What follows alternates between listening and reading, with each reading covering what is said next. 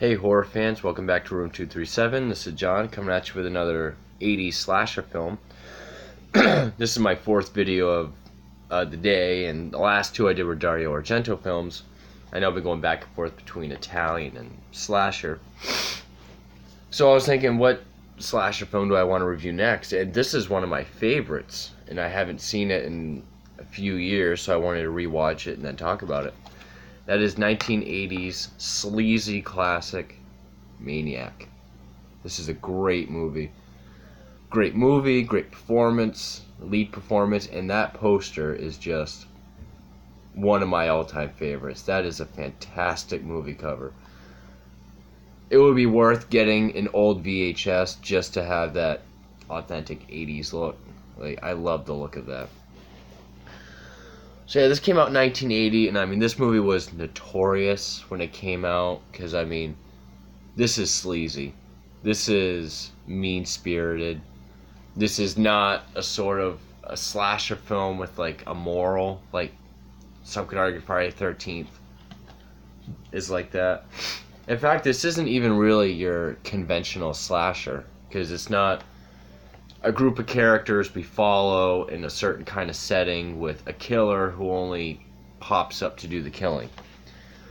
This is just, the main character is the killer, played fantastically by Joe Spinell.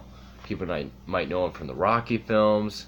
He played Chi-Chi in Godfather 1 and 2, which I'm a huge fan of. Godfather's my favorite film trilogy. I know it's not horror, but... And it's just basically a character study. I mean, I guess you'd call this label as like a psychological slasher, because the killer is what carries you through the whole movie.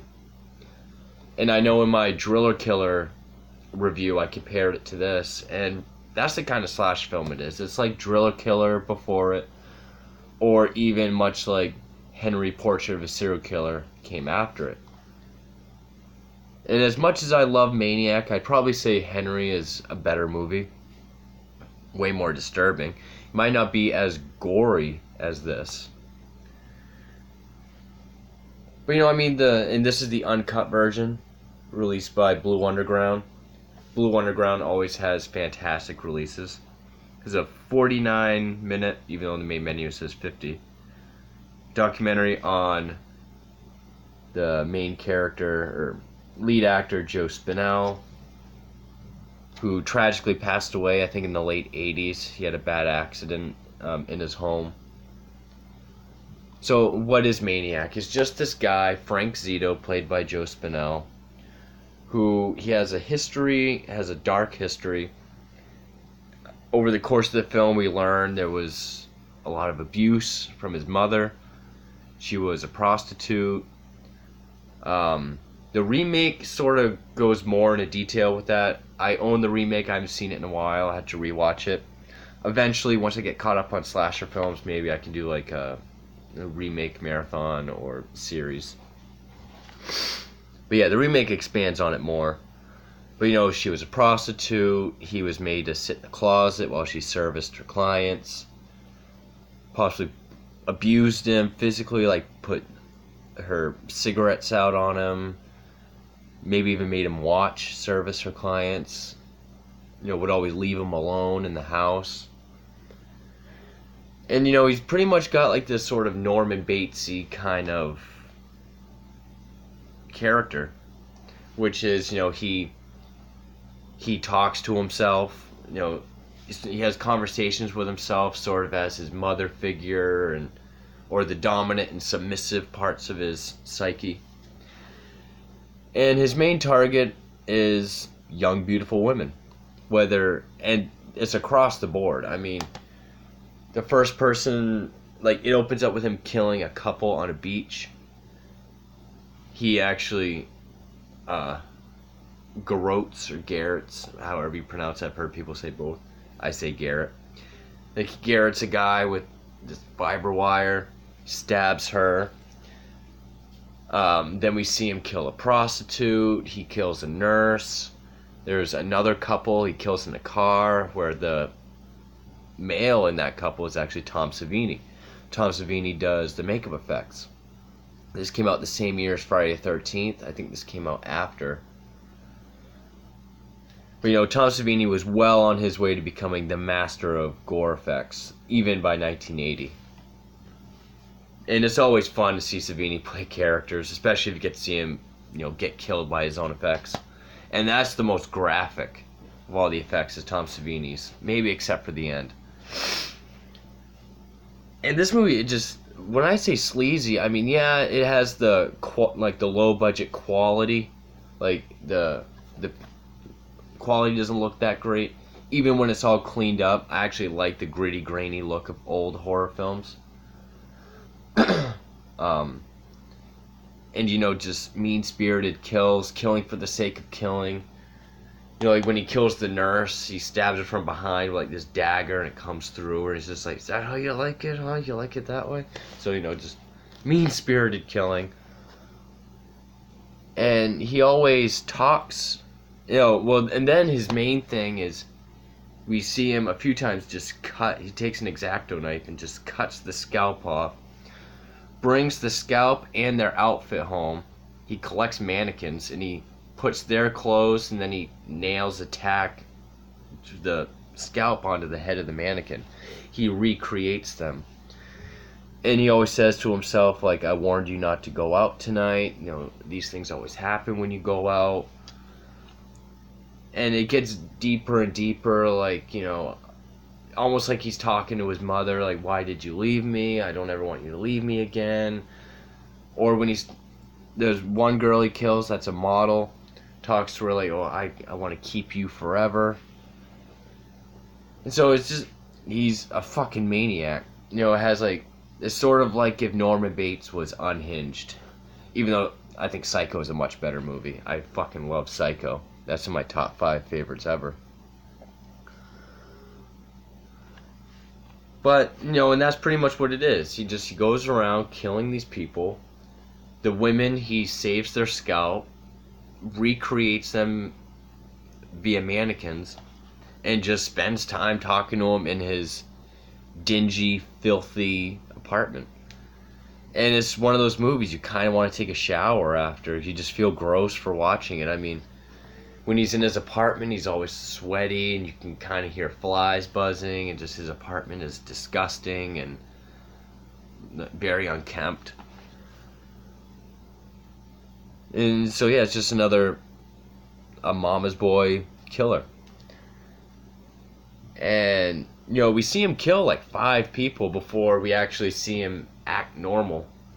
Because he's at the park and this kid almost runs into him on his bike, and he sees there's this other beautiful woman. She's Monroe, M-U-N-R-O. I think she's Italian. Could be wrong on that. She's a photographer, and he notices that she took his picture. And there's a lot of things that show that he's sort of calculating. Like, he goes over where her bag is, he pretends to tie his shoe, and he looks at her ID tag. Or when he goes to the model's house, because he takes her necklace and then acts like he's returning it at her apartment. He, reaches down to the door and, pushes the thing so it's unlocked. And so he meets the female photographer, and they become friends. And it's at, the 50-minute mark when that happens. And, I mean, you can see here he has, longer hair. It's always unbrushed. He's always wearing, a flannel and, very unkempt looking. But at the 50-minute mark, we get to see him act normal. We've seen him commit all these horrific acts. Then he goes and he sees the photographer at her studio. And he's wearing a 70s leisure suit. His hair's all combed. And he's being very smooth and suave and charming. And some people might say those are the boring scenes. But if you really think about it, those are just as scary. Because we're seeing a maniac act normal. He's blending in. He's using camouflage. And that can be scary when they just blend in with society. We know what he's capable of. And now he's sort of wooing this other woman. And there's deaths aplenty, whether someone gets stabbed or you know, it's kind of weird. The prostitute he kills in the beginning, he's choking her, he's strangling her, and it keeps cutting, so it looks like you would swear it's like a stunt double. It's clearly a different woman. When I was just watching it, I was thinking, well, maybe that's, but in his mind's eye, that's his mother, but they don't really expand on it, so I think it was just like a stunt double or something. And Tom Savini's death, you know, he's with this woman who has a boyfriend, but they're making out in the car.